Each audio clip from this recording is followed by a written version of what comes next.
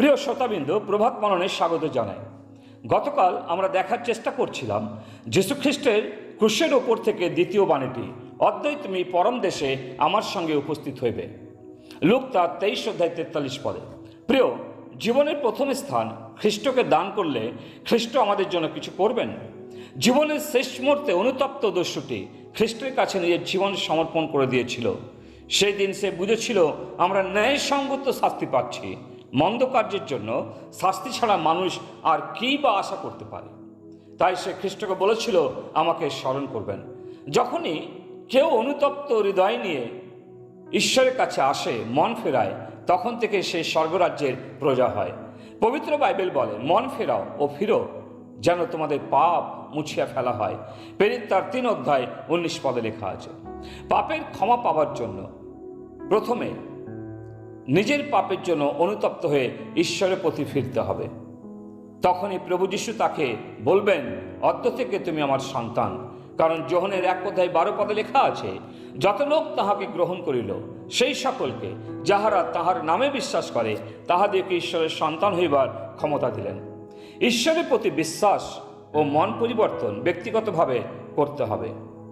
প্রভু যীশু আমাদের তাঁর সঙ্গে তাঁর বাসস্থানে নিয়ে যেতে চান, যেটা তিনি আমাদের জন্য প্রস্তুত করেছেন। যেমন তিনি আপন শিষ্যদেরও বলেছিলেন, আমাতে বিশ্বাস করো ও আমার পিতাতেও বিশ্বাস করো। তোমাদের হৃদয় উদ্বিগ্ন না হোক, আমি যাচ্ছি তোমাদের জন্য স্থান প্রস্তুত করতে, এবং প্রস্তুত হলে আমি আসব এবং তোমাদের নিয়ে যাব।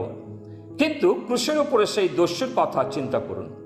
কি আশ্চর্য সুযোগ না পেল, যে মুহূর্তে মন পরিবর্তন করলো, প্রভু যীশু বললেন, অদ্যই তুমি আমার সাথে পরম দেশে উপস্থিত হবে।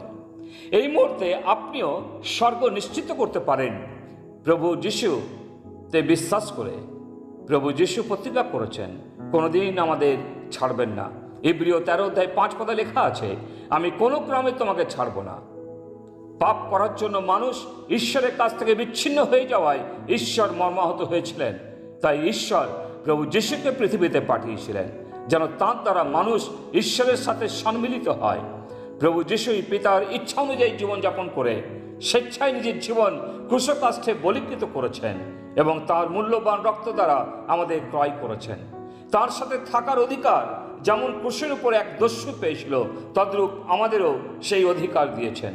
প্রভু যীশুর মধ্য দিয়ে যখন আপনি পিতা ঈশ্বরের সান্নিধ্যে যাবেন, তিনি আপনার পাপ দেখবেন না, কিন্তু যিশুর পবিত্র আত্মাকে দেখবেন। যেমন ক্রুশের দস্যু প্রভু যীশুর সাথে পরম দেশে নিতে হয়েছিলেন, ঈশ্বর কিন্তু ওই দস্যুর কোনো পাপ দোষ ধরেননি, কারণ প্রভু যীশু তাঁর সাথে ছিল। যীশু খ্রিস্ট বিশ্বাস স্থাপন করলে ঈশ্বর আমাদের ধার্মিকতা গণনা করেন। ক্রুশের উপর ওই দস্যু মন্দ কাজ করত, হত্যা করেছিল, সমাজকে কলুষিত করত, নিজের ও দেশের লোকদের প্রতি অন্যায় করত।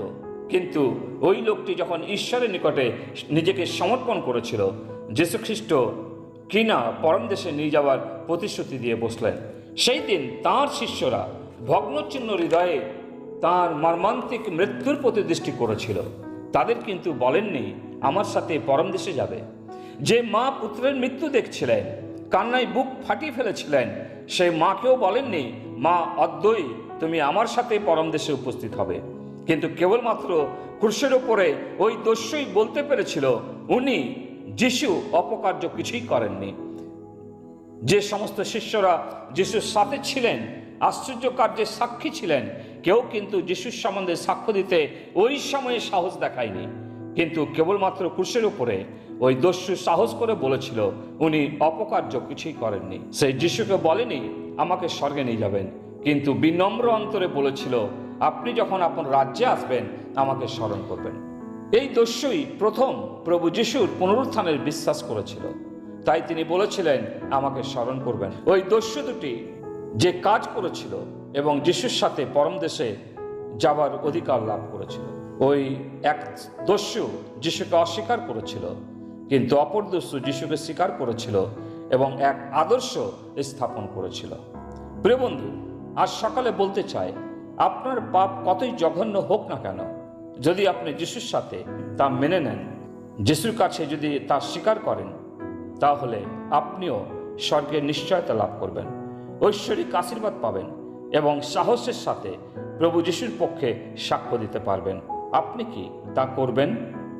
ঈশ্বর আমাদের সাহায্য করুন। পিতা ঈশ্বর, তোমাকে ধন্যবাদ দিই যে ক্রুশের উপরে দুই দস্যুর মধ্যে এক দস্যু প্রভু যিশুকে অস্বীকার করেছিল, তিরস্কার করেছিল, কিন্তু অপর এক দস্যু প্রভু যিশুর কাছে নিজের পাপ স্বীকার করে তিনি স্বর্গে যাওয়ার অধিকার লাভ করলেন।